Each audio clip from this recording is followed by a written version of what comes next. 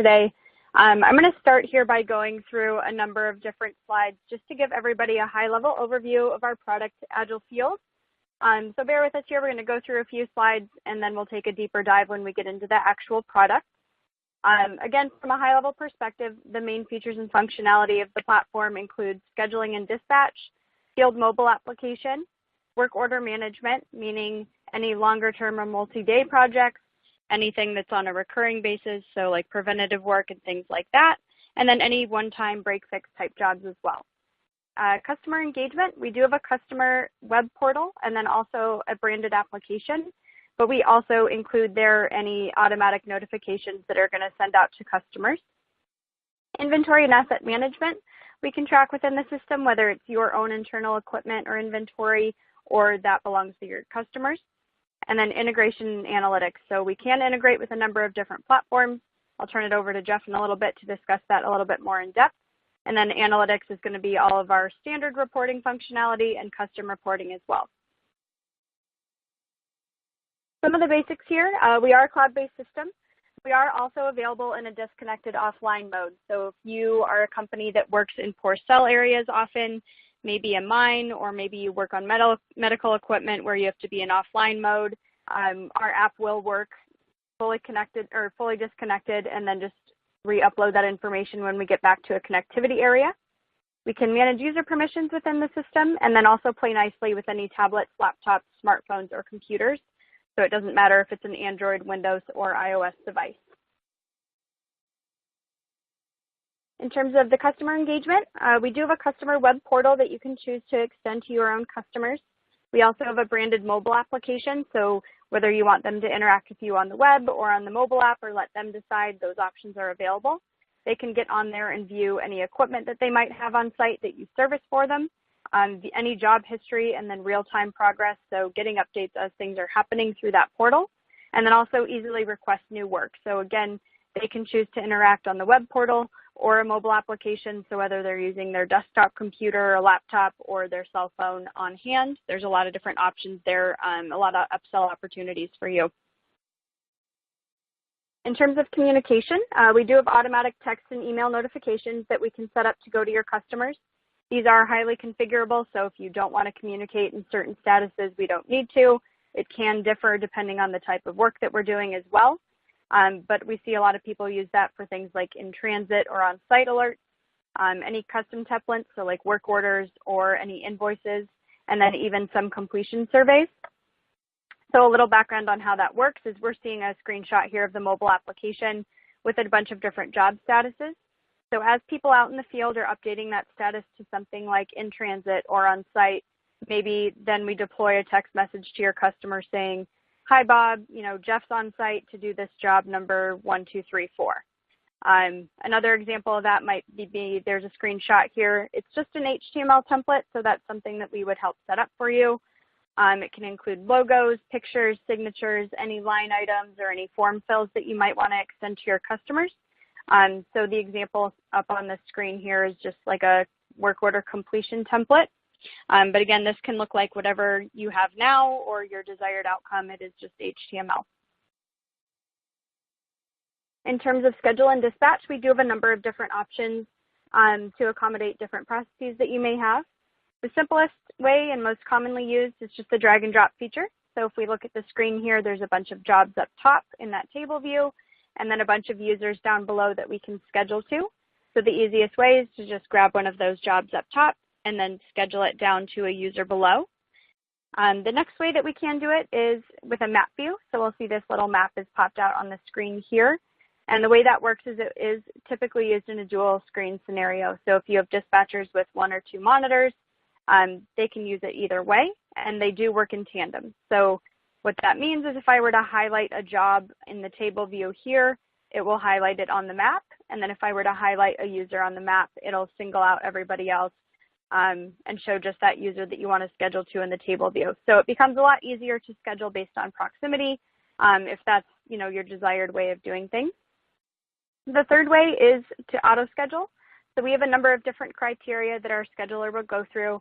It'll make sure that people are in the correct divisions. Divisions are typically a geographic location. It'll make sure that the person that we're scheduling a job to has the required skills to do that type of work. It'll make sure that they're available in that time slot. And then, of course, schedules the person who's closest in proximity for that time. An example of that is if there's a job that comes in for 3 p.m., it's going to go through that list of criteria and then schedule the job to the person who's closest to that job at 3 p.m.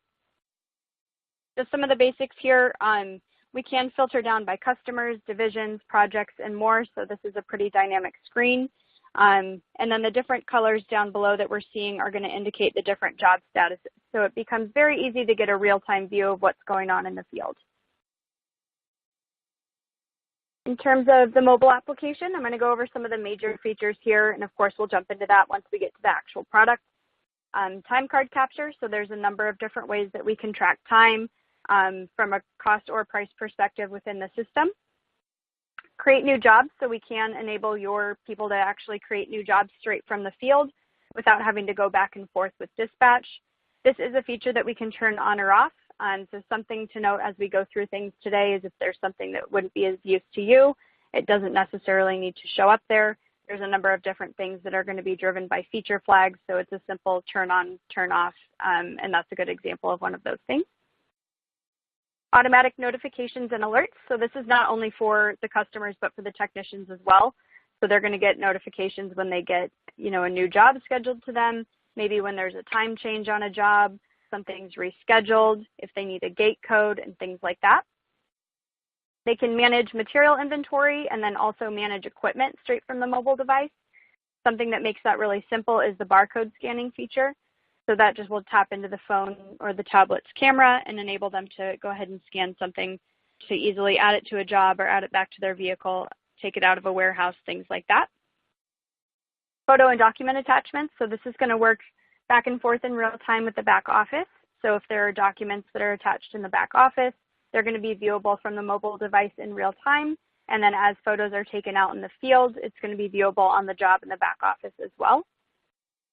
GPS location. So every time that we change a job status, it's not only going to date and time stamp it, but also drop a GPS pin.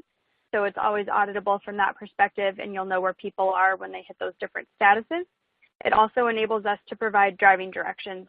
So when we get out to the mobile, we'll see the addresses are clickable, and that will just go ahead and open maps, and they can get directions from there. Inspection forms is going to be digital versions of anything that you're filling out in the field today.